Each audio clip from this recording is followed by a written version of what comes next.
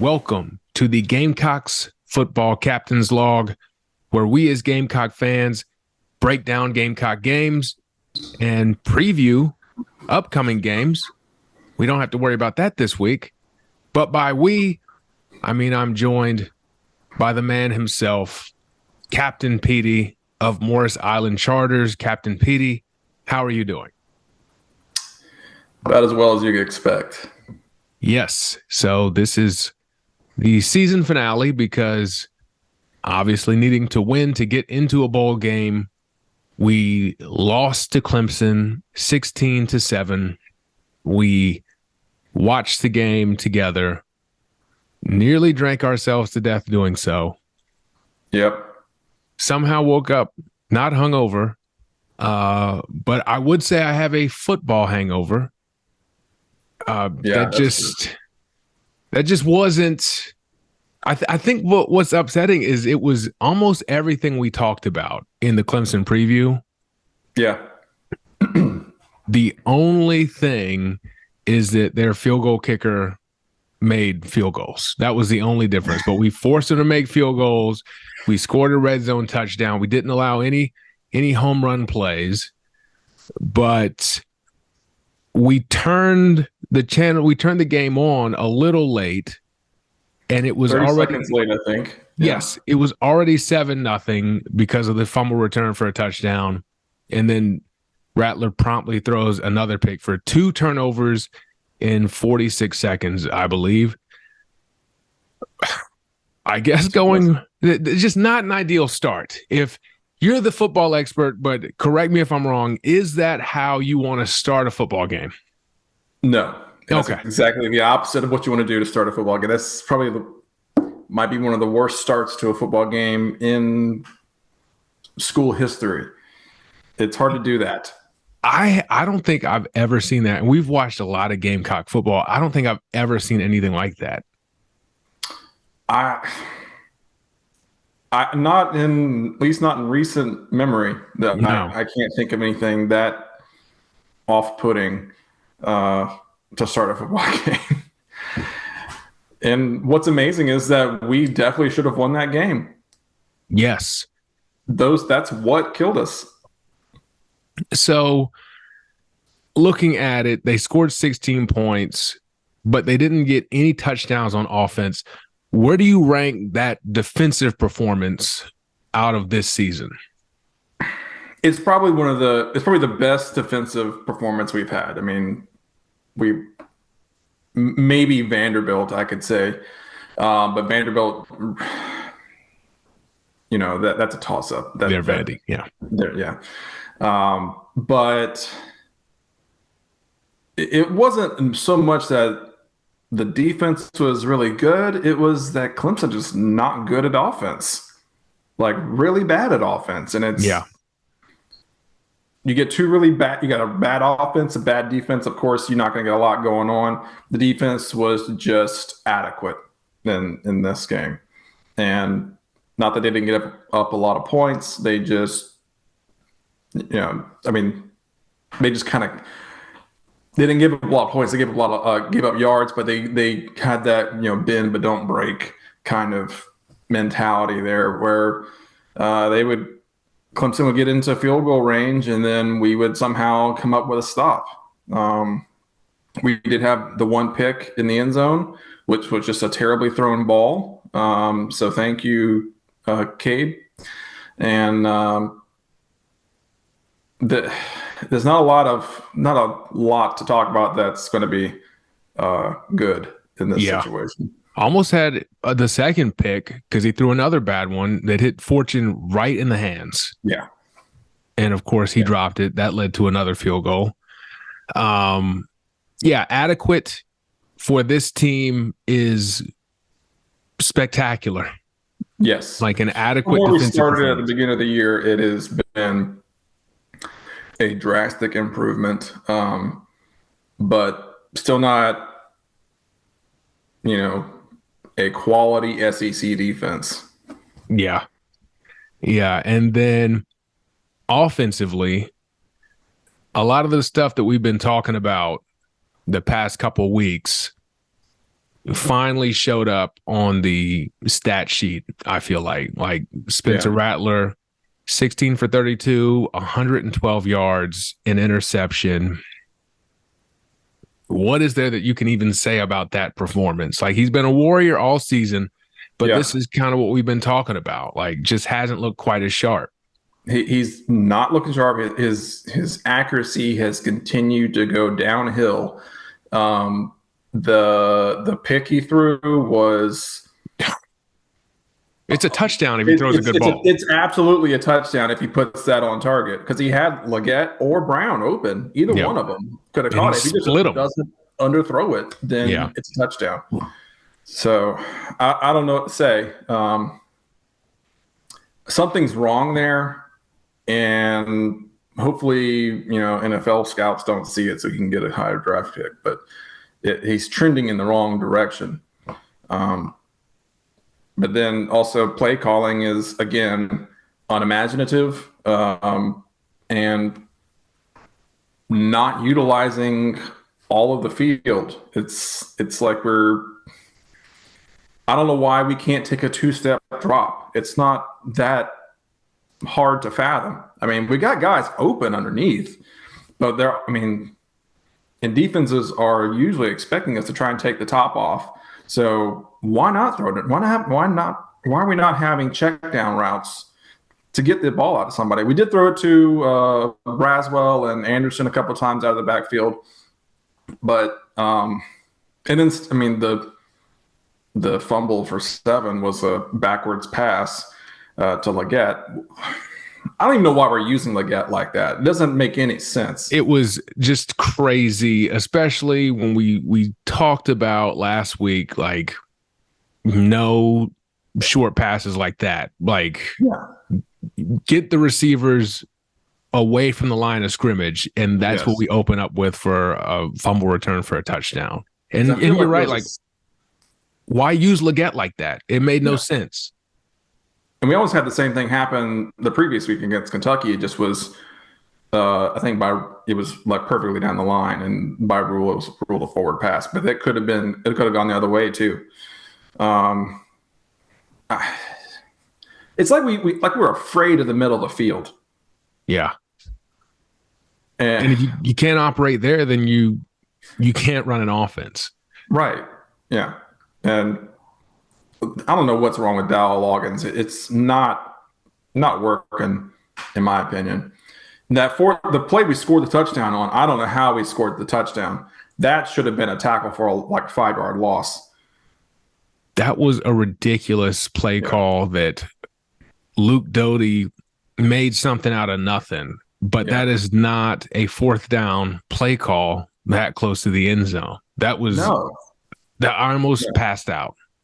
And back to Rattler for a second. The play previous to that, to Leggett, he threw it behind Leggett. If he doesn't throw it behind Leggett, it's a touchdown.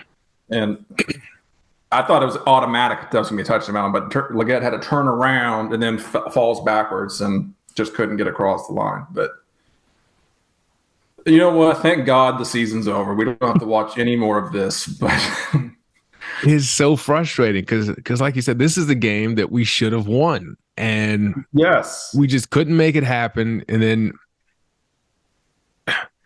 Mario Anderson, that was a concern. Putting him back in the game, we're not doctors, but we saw how he looked, and you put him back in the game, and he didn't look right after that. So that's an indictment on the coaching staff right there. And I mean, it's like the Tua situation. Was it last year or year before? Yeah. And obviously he needs to be off the football field after he gets up and starts walking around confused. You don't just get over that in 15 minutes and come back in. No. And at a certain point, even if he's cleared, which I'm assuming I'm going to give them the benefit of the doubt and say he was medically cleared. Yeah. But you can see on the field, he's not himself. Yeah. Get him off the field. Like we're playing to try to make a bowl game in a 5-win season. Get him off the field. Yeah, there's not a lot to be gained other than we might beat Clemson, but the alternative is he might die on the field. Yes, I think I would not take to do that. There's an obvious win of the two options. There's an obvious winner. Yes. So yeah, just not a lot of great things in that game at all, or the season, as we said. Yep. So let's kind of go through. There was a lot of bad to talk about. So let's talk about it. A lot of what I'm seeing is we are impatient with Shane Beamer this year because he overachieved the previous 2 years. Yeah. And that raised our expectations. So let's throw away the previous 2 years. Year 3 of a head coach, is a 5-7 season acceptable or not on year 3? No. I mean, if you're supposed to be turning around a program, you're 3 years, you've got your guys in there. You've got a system in place. You should be trending upward. Yeah. And at the beginning of the year, we all thought that we had a rough schedule, so it'd be hard to get a lot of wins, but we should still see improvement on the field, was my thought. And I saw little to none as far as improvement goes. We started out really well on offense, and then we came kind of crashing back down after we played Vanderbilt. But and then the defense kind of got their shit together a little bit, but still not good. And I really want to clean house. Like maybe keep Beamer, give him another chance to get some coordinators in, but we've seen enough of Clayton White. I've seen enough of Dowell Loggins. He's had the best quarterback in probably school history, and we pull this shit. We score 7 points. 7 points, yeah. Come on. I mean, and it's not like he's been killing it, as far as play calling all year. It's all been, for the first half of the year, it's just Leggett and Rattler, throwing it down the field and scoring a shit ton of yards and points, but there's no imagination on offense. What would you say is our identity as a football program? It's hard to say. We can't really do any one thing correctly for long enough to build an identity. So that's my big concern, because by year 3, you should start developing an identity. Like you should know we're playing the Gamecocks. This is what they do. This is who they are as a program. And then on top of that, like you were saying, coming in, we were sold on this guy is a great recruiter, and he also is going to hire fantastic coordinators. The recruiting has been good, seems like. Yeah. The coordinators have been miss after miss after miss. Yes. So now the question in my head, is Shane Beamer an SEC level head coach? He's not proven to be so far. Because it's up in the air. Yeah. Like I'm not saying he'll never develop into one, but as of this moment, if someone gunned to my head, someone was like, is he an SEC level head coach? No. I can't. Yeah. And that doesn't mean like clearly he loves the program and he's very positive and all this stuff. But that's great stuff to have. I want a coach like that on top of the improvement and the winning. Yeah. The only thing that's consistent with this team is Beamer's continual talking about love and culture and family, which is all great, but it's not translating into W's. No. So that's or even like competence at this point. Yeah. So that's all great stuff. Unfortunately, this is SEC football and not a summer camp. Yeah. And so it's lovely that he says that. And I do think it's probably buying him extra time with the players, I would imagine. Yeah. But at a certain point, that's going to run out and you have to start doing something. And honestly, I think the best, like the coaches that are successful in this league are not the, kumbaya, family love culture type of coach. It's the executives, the ones that hold the players accountable and, bring in great talent, obviously, but they make great business decisions as far as how to run a football team. And I've not seen any inkling that is Shane Beamer's personality or has the potential to become that person.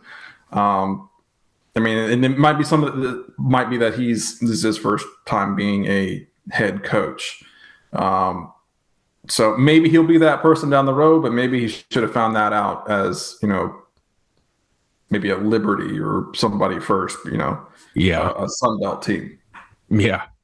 And it's just really frustrating. I guess another question I have for you is 3 years in, how well do you think we develop our guys? Because I know that was an issue for me under Muschamp, where it was like he'd get great recruits. Yeah. They wouldn't look great. They wouldn't look fantastic like how they were coming out of high school. But then they would show up in the NFL and they would look much better. Yeah. I don't want to live that life again. How well do you think we are currently developing our players? Honestly, it seems like a repeat of Muschamp at this point. We're getting great recruits and everything, but we're not getting like really high level recruits, and we're getting players through the transfer portal who are from, D2 schools, nothing against, D2 schools and stuff, but we've got offensive linemen, tight ends, and all these players that we're not actually developing. They're coming in as transfer students.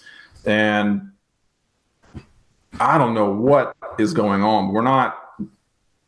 We don't have guys out there playing that have been there, been playing since, all 3 years. We're not developing these guys maybe we're not getting the right recruits. And then this year and last year, there's a lot of talk, we got to get so-and-so on the field.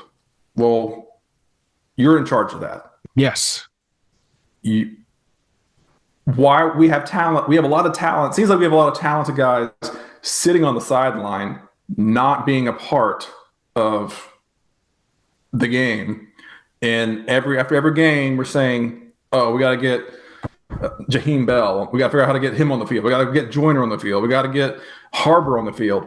Get him on the field. It's not that difficult. Get him out there. That's a great point. They act like football is being done to them versus like you're coaching a football game. Manage the game. Yeah. Yeah. I mean, there's only one way to learn. You got to get them on the field so they can learn and develop. But I mean, I'm sure they do great in practice, but there's a huge difference between practice and the game. Yeah. Just like huge difference. I'm sure Trey Knox plays well in practice. Yeah. Does not play so well in the game. So Josh Simon is the clear and, obviously better tight end. Why did we take 6 games to figure that out? And then still after, Knox came back from his injury, was still the number 1 tight end. It's like they're not seeing the game that we're seeing. Yeah. And I don't understand, because it's the same thing with Mario Anderson, who was incredible. I cannot believe you talked about the difference between a guy coming from like an Ivy League school or a D2 school or something to the SEC. The physicality between those two, the difference between those two is night and day. This dude came in and was dominant behind an offensive line that couldn't really block for him. Yeah. And running over SEC defenders. Yes. There's no way Was he just not doing that in practice? Like, I can't wrap my head around how he could not be good enough in practice for him to get playing time in the game. It doesn't make any sense. And the only thing I could say is maybe he was like trying to save himself for games, during practice and not get hurt during practice. But I would assume the way he plays in games, I would assume he came in to practice ready to hit heads and run over guys and prove that he belonged. And I would think so. That's just the way he plays. That's what I would assume happens in practice. I don't see him taking it easy in practice. So I can't, unless we were just trying to use Joyner because he's a fifth year senior and been here for so long. I mean, I love Joyner. He's a great guy. Yeah. But obviously Anderson was the better player. Yeah. There could have been some of that like loyalty to Joyner. And yeah, great guy. Definitely was out of position. And then if that's what we're doing now, then was it Shane's first year when we were running out, who was it, Zeb Nolan instead of Dak at quarterback? Yes. Like, if you're going to be loyal to Dak Joyner, I'm all for it. That kid's great. Yeah. He's one of the greatest high school quarterbacks in this state. If you're going to be loyal to him, play him at quarterback when we don't have a quarterback. Yeah. You didn't do that, but now. And it's not like we got a great offensive line to protect Zeb Nolan, who was, a pocket passer. So. Yes. That would have made way more sense. I mean, he came out in that bowl game and looked incredible at quarterback after we watched everything we had to watch. And so I can see where you would want to be loyal to Dak and give him a shot, but then why not give him a shot at his natural position years ago? It's just very frustrating to watch this go on year after year after year. I don't know if it's an inability to see it, or if it's it's overthinking the situation. Just like we can't simplify things in their minds to make it make sense to them for some reason. Yeah, it's crazy. And then some questions heading into next season. Mario, he walked on senior night. I'm guessing he's gone. Who plays running back? Juju. The only one left is that I know of. Yeah, I think Juju McDowell might have a year left, but he's not really an every down back. Yeah. Braswell, we burned his red shirt for 12 carries, and he still looked like he needed a lot of time to develop. Yeah. We got, I think, one running back commit, Matthew Fuller. I think he was a 3-star. So it's probably going to have to be another portal guy, unless, even if Braswell takes a leap over the spring and summer, you got to have some sort of depth. Yeah. So that concerns me. He did look like he improved over the last few games. So that's, to be fair, he has gotten better.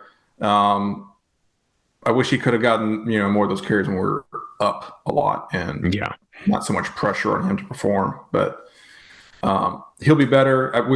We do need help as far as running back goes. But a lot of problems at running back can be solved with an offensive line. Yes. So, that's my next big question mark. Like, because surely it can't be worse than this year. Whew.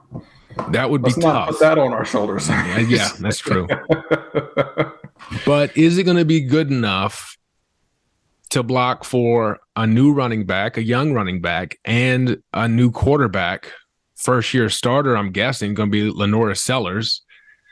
If I had to put money on it, is it going to be good enough to do anything, Dowell Loggins play calling notwithstanding?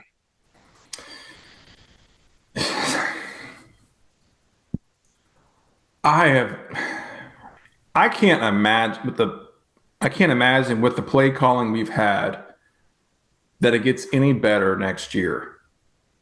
Well, yeah. That is just, I feel like we're not putting the guys in a position where they can make plays. Everything is too too long developing.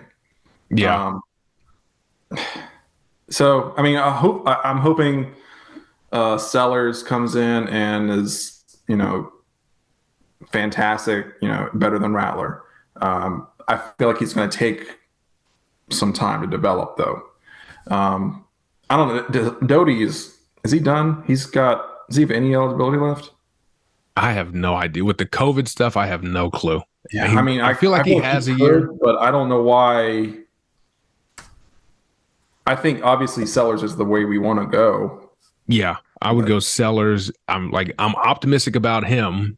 He had spot duty, but he looked very sharp the times he was in. Now he wasn't in against Bama, but he looked good enough that I could be happy. And then Harbor's going to come back next year. He's going to be good. And I do feel optimistic about the young guys on the offensive line who got in this year, especially once they get healthy. Offensive lines, they need time together too to be good. So I do feel good. But yeah, the big offensive question mark is going to be Dow Loggins. And then how much time does he get? I mean, I would like to see him going right now, but I think if we don't see a drastic improvement next year as far as play calling, then he's got to go. I mean, you got 2 years, one with an outstanding quarterback, and you still weren't able to score more than 7 points against Clemson, and then only 17 points against Kentucky. Yeah, there's no. I mean, I hate to bring up Spurrier. It's been so long ago, but even when we were not that talented, we had a lot of. We're very imaginative as far as offense goes. We could put balls in other places and run plays that would catch the defense off guard. We were just a lot more creative on offense. So I've got some stats for you about our offense. Uh-oh. On the year, 363 yards per game, that was 81st. 26 points per game, that was 74th. Against scoring defenses outside of the top 50, we and FCF teams like Furman, we averaged 34 a game. And we would get 472 yards per game. So we were really feasting on these poor defenses. That's 6 games. And then 6 games against teams in the top 50 in scoring defense. It went down to 18 points a game and 285 yards per game. That's just not acceptable. Not in the SEC. We have at offense. That's just not. There's a huge problem there, and I think it's play calling. Yeah, like less than 300 yards per game and 18 points a game. Like that's Big Ten stuff right there. And you're going to play top 50 defenses in the SEC. Yeah. And if you can't do anything against them, you're in a lot of trouble. And we were in a lot of trouble. We were. And then that was a very beatable defense. Clemson, go back to Clemson, there was opportunities there. We were just not able to use it for some reason. Yeah. And it just made no sense. And then on the flip side of that, we had the same issue defensively where we were feasting on teams that weren't great offensively. We played 5 teams who were in the top 50 in total offense. We allowed 457 yards per game against them. We were 0-5. That can't happen. And it did. And we even saw it against teams that weren't great offensively where we would have some slip-ups. But it was really like the Jacksonville State game and the Vandy game and the Furman game they really skewed our stats and made them look a little bit better than they really were. And you do have to win the games you're supposed to win, and you do have to dominate those games. But they made things look better than they even were, and the final stats don't look great at all. No, I mean, that is really the defensive side of the ball as far as coordinator. It's how much more do we need to see of Clayton White to know that he's not the guy? I mean, it's not like we were outstanding on defense last year.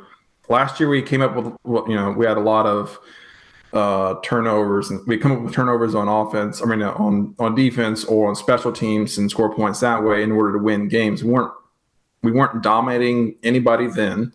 And then this year just got even worse. And then it took until the A&M game to even try a different defense. Yeah.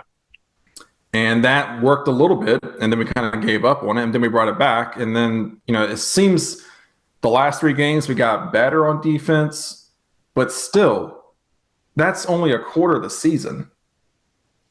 Yeah, what are and we that's doing against the other, 8 games? That's against the 51st ranked offense, 100th ranked offense, 55th and 54th, just outside the top 50. We can defend them. Great. How many games do you have like that, especially looking at next year's schedule? That is daunting. Yeah. Like, I don't know what the reason for optimism is. And I mean, next year we'll be lucky to win 4 games. Yeah.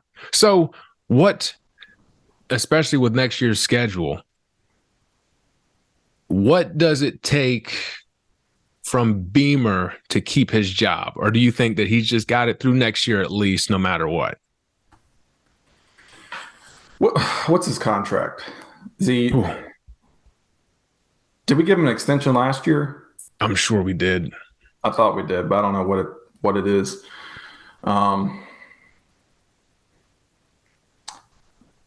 Yeah, he's got it through. Looks like he signed through 2027.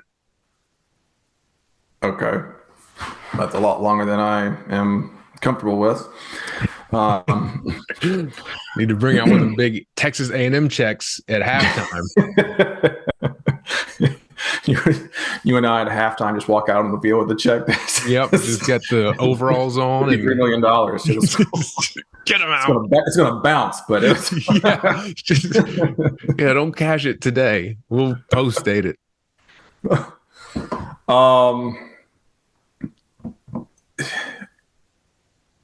I really want Clayton. I want him to fire Clayton like right now. If he doesn't do that, he's not a head coach. Yeah. I mean, good God, what more do you need to see? And 6 weeks through next season, if our offense is not clicking, fire it out. We got to get. If you can't be the offensive coordinator or defensive coordinator yourself and make things work, you got to find guys that'll do it. Yeah. And these are not the guys that we've got in place now.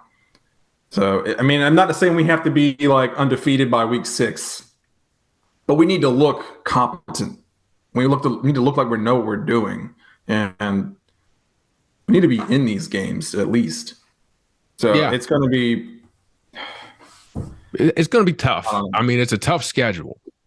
Yeah. And we're reasonable. But yeah, you have to show there has to be some sort of improvement, like we were talking about earlier. I haven't seen any kind of improvement where it's like, okay, we're finally getting the defense down. Everyone's finally getting comfortable in the offense. This, that, and that. Like, I'm not seeing that. That hasn't been a thing. And that's what's frustrating, because even with the wins we had this year or throughout his time here, none of it really felt like it was on purpose. It kind of was like, oh shit, like we had a great game this week. Oh man, how do we, like, it doesn't seem like something we could replicate. It was like, okay, well, fought Tennessee. The biggest difference between this year and last year was special teams.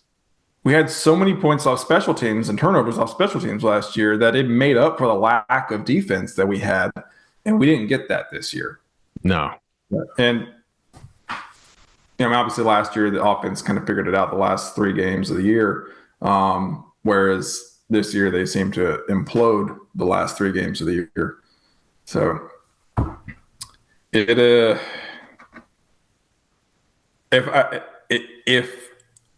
if Clayton White and Dow Loggins are here at the end of at the end of the season next year, there must be like a huge improvement.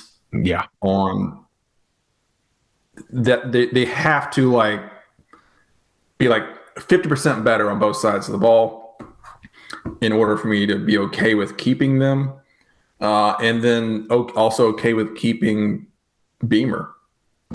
4 years and you're continuing you would be degressing. That would be a huge red flag. Yep. So we finished 81st in total offense, 74th in scoring, 89th in total defense, 66th in scoring defense. You're just not going to compete. Total offense is just baffling to me. Yeah. That with the talent we have, it just, even with the offensive line problems, you're not going to compete in the SEC outside of that top 50 mark. Mm-mm. You're just not going to. And that's where we are. We are not even in the ballpark of the top 50. And it's embarrassing, and it should be unacceptable. Yes. I mean, being 82nd or 81st as far as offense goes. Yep, total offense 81st. That's a good Vanderbilt team. Yeah. Not this year's Vanderbilt, but a good Vanderbilt team. That is not where we should be. We brought him in because Muschamp wasn't getting it done. And we thought, he could be bringing these great, coordinators and all that stuff and recruit well at the same time. That's not happened. He's recruited well so far, but we're not developing any players. We're not getting the coordinators that we need. So if he's not doing 2/3 of what we thought he could do, that's a recipe for failure. Yes. And again, with the coordinators and firing coordinators who aren't performing, you have to show us that you want to win outside of breaking your foot and crying. Okay? Yes. It just can't be, I'm going to break my foot and cry, and my son's classmate heckled me. Yeah. That's great. Haha. Yeah. He's got to show that he's willing to make the hard decisions as far as getting rid of players, or rid of people that are not bringing any kind of, substance to either side of the ball. Yes. And so, it's great.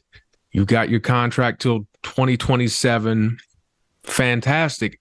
That's why you have the contract. That's why you make the money you make each year. Yeah. So that you make those big boy decisions. Maybe we can get Tyler from Spartanburg to give him a call on his call-in show. That's a good idea. It worked out so good for Clemson. My God. We'll have to plot on that.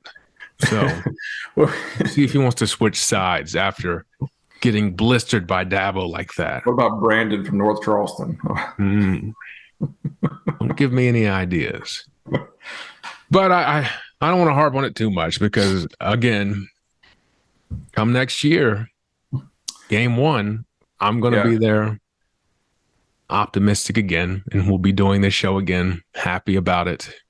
Just lucky for us, we've got 9 months to heal and forget about how terrible this year was, and we'll be completely ignorant of how terrible we're going to be. Yeah, we'll forget all about this, and then be ready to hoot and holler, and then come to a real crashing halt after the first series of the game, probably. Well, we open it up, I think, against Old Dominion. So I think we got some confidence builders, and then it'll come really crashing down hard. Yeah. So I'm excited for that. But anything else that we have to cover? It's just a lot of the same old shit we've been talking about all year. Yes. So I don't know. Yeah. I think it's all been said. Yeah. We might come back in the spring, do a spring football update. Okay. Otherwise, you will see PD talking about other things on this channel. But thank you all for watching. You want to tour with PD? That's in the show notes. Click on it, take a tour. It's fantastic. You'll love it. We don't have shit to do for 9 months, so you might as well get your tours on. Like, let's go. So, want to go see some dolphins? Let's go see some dolphins. Hey, it's a beautiful thing. It'll make you feel better about what we just had to watch. So, go see some dolphins. Dolphins heal all wounds. Exactly. They're a beautiful creature. So that will do it for the first season of the Gamecocks Football Captain's Log. I am Brandon. That is PD. We will see you when we see you. Bye.